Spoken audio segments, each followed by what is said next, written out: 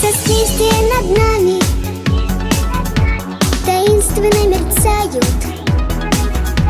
Уже в эфире слышим предстартовый отсчет. И кто сказал, что дети сегодня не мечтают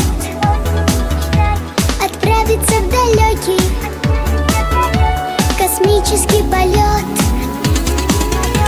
Мы будем другие.